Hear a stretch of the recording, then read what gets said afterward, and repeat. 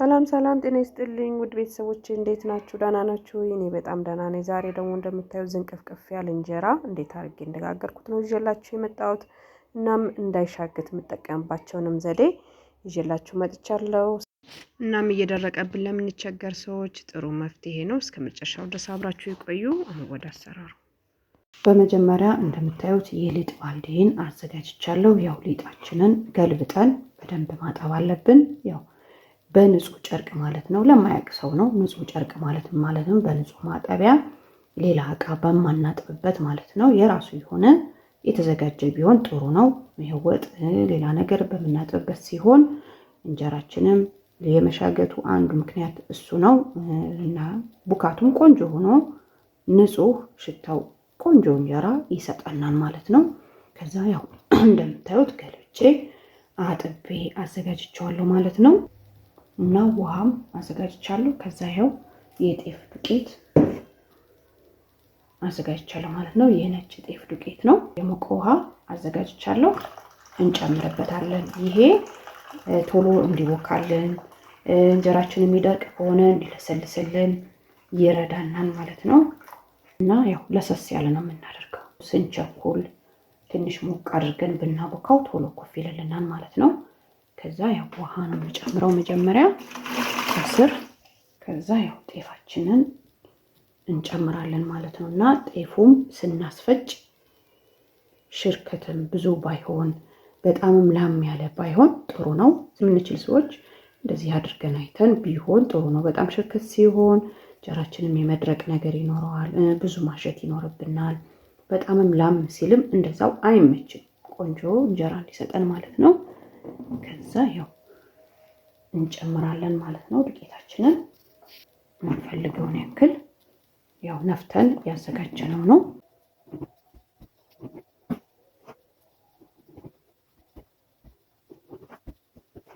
እዚህ ጋር ያው የሊጥ እርሾ አለኝ። ልቅላቄው ነው፣ ሊጥ የለውም ብዙ።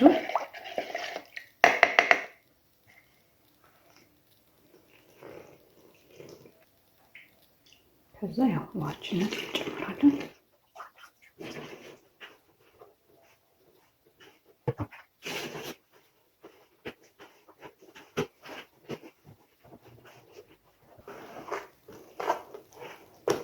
እሺ እንደምታዩት የተወሰነ አሽቸዋለሁ።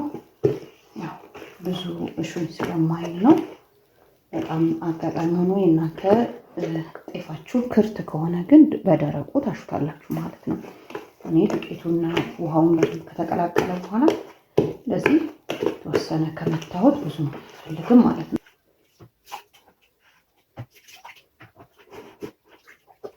ከዛ ውሃችንን እየጨመር ትንሽ እናላለዋለን ማለት ነው።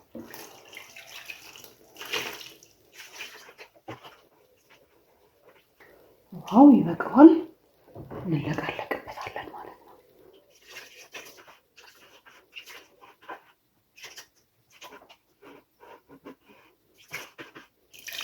እና ውፍረቱን ያው ብዙ ቀጭን አይደለም፣ እንደምታዩት ብዙ ወፍራም አይደለም። በዚህ መልኩ እንተዋለን ማለት ነው።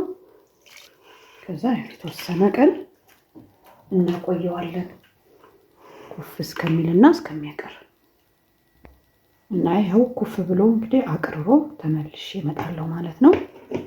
እሺ ውድ ተመልካቾቼ እንደምታዩት ሊጡ ኩፍ ብሏል።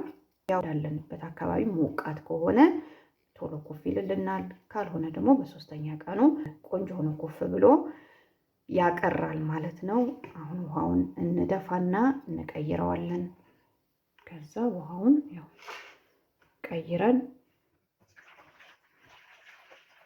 እንደምታዩት ቆንጆ ሆኖ ነው ቅርር ያለው።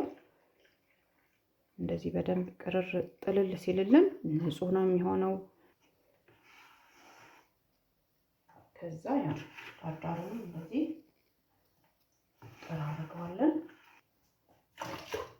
እና አሁንም የተወሰነ ውሃ ጨምረን እንተዋለን ማለት ነው። ትንሽ ቀረር እስከሚል ድረስ አሁንም ውሃ ኮፍ ብሎ ያው ኮፍ ብሏል። በርግጥ ግን ውሃ ያቀራል። የጨመርነው ውሃ ያጥብልናል ማለት ነው። ልክ እንደ ማጠብ ሊጡን ቁጠሩት። ከዛ ሊጡም እና እንደዚህ አቅርረን ሌላ ውሃ ስንቀይረው በጣም ቆንጆ ነው የሚሆነው። እንጀራችን ነጭ ይሆናል፣ ቆሻሻው ይወጣል። በዛ ላይ የሆነ የቦካ ነገር አፋችን ላይ የሚለን ነገር አይኖርም። የሆነ በቃ ጣዕሙ በጣም ነው ደስ የሚለው። ውሃውን ደፍተን መቀየር ልክ መጋገር እስከምንችልበት ድረስ ውሃ በየቀኑ ባቀረረበት ሰዓት ብንቀይረው እንደ አዲስ ነው የሚሆነው። እንደውም እሸት ይላል ይባላል አይደል? እንደውም አባባል በጣም ነው ቆንጆ የሚሆነው። እናም እንጀራችን እንዳይሻክት ይረዳናል ማለት ነው። አሁንም የተወሰነ ሰዓት አስቀምጠውና ያው ውሃው እስከሚቀር እንጠብቃለን ማለት ነው። እሺ ይሄው ሁለተኛ የጨመርነው ውሃም እንደዚህ አጥልሎልናል ማለት ነው። ያው ስለ ቦካ መጀመሪያ ላይ አሁን ለመጥለል አይቆይም፣ ወዲያው ነው የሚያቀርልን ማለት ነው።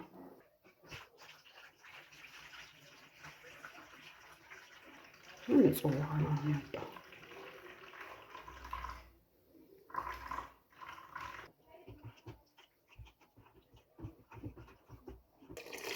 ትንሽ ውሃ እንጨምራለን።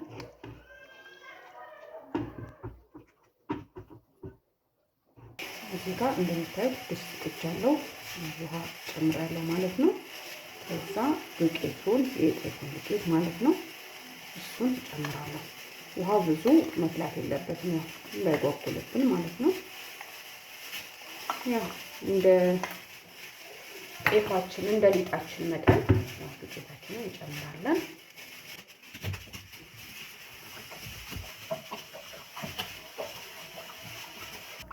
እሺ እስከሚፈላ ቶሎ እናማስለዋለን ማለት ነው። ከተከተከ በኋላ ችግር የለውም፣ እንዳይጓጉል ከስር የመጓጉል ነገር ስለሚኖረው ዱቄት ስለሆነ ማለት ነው።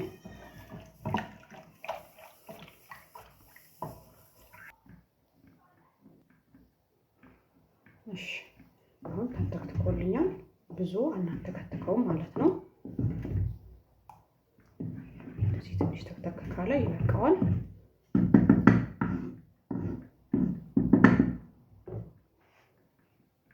ከዛ ወደ ዳር ብለን እንዲቀዘቅዝ እናደርገዋለን። ትንሽ ማለት ነው። ትንሽ ተንፈስ እንዲል ነው እንጂ አናቀዘቅዘው።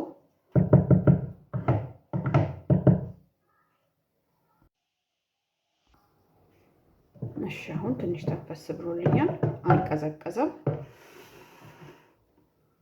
ከዛ ሊጣችን ላይ ጨምራለን ማለት ነው።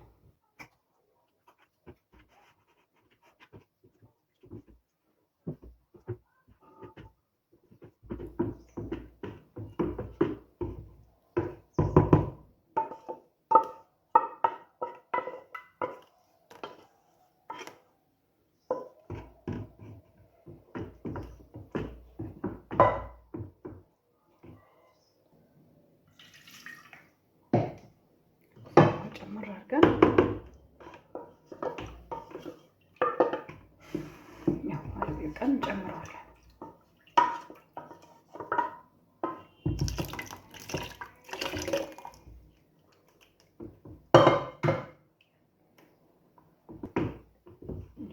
ያው ኩፍረቱን በዚህ መልኩ አድርገን ያው ኩፍ እስከሚል ደግሞ እንጠብቃለን ማለት ነው። የተወሰነ ከአንድ ከሁለት ሰዓት በኋላ ኩፍ ይለናል። ቆንጆ ሆኖ እሺ ይሄው ሊጣችን ኩፍ ብሎልናል ከአንድ ከሁለት ሰዓት በኋላ ማለት ነው። ያው ኩፍ እንዳለ አይደለም ያው የምናጋግረው ማለት ነው። ኩፍ ብሎ ሲመለስ ነው ቆንጆ የሚሆንልን። ከዛ ውሃ አለ ቀዝቃዛ ውሃ ተወሰነ፣ ከዛ ሙቅ ውሃ ጨምርበታለሁ ማቀጥንበት ማለት ነው።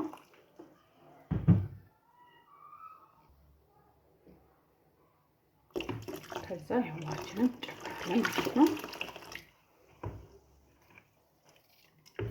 እያየን እንዳይቀጥንብን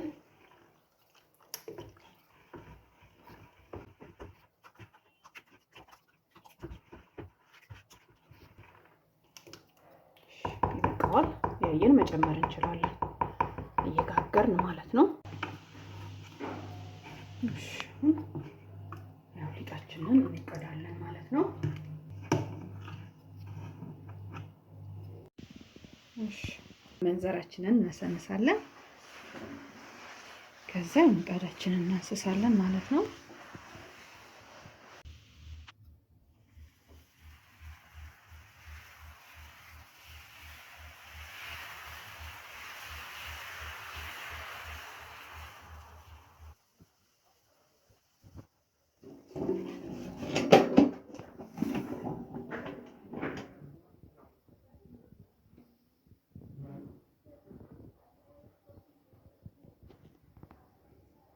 ከዛ ይሄው እንጀራችን ደርሷል። በእጃችን አንነካውም።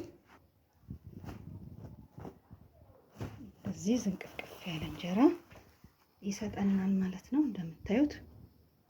እናም ስናወጣ በእጃችን አንነካውም። ላስቲካችንንም በደንብ አድርገን ዘፍዝፈን አጥበን በደንብ አድርገን እናደርቃለን። እንጀራችን እንዳይሻግት ይረዳናል። አይኑን ማየት ትችላላችሁ። ፍንትክትክ ያለ እንጀራ ነው። ለስላሴውም ይሄው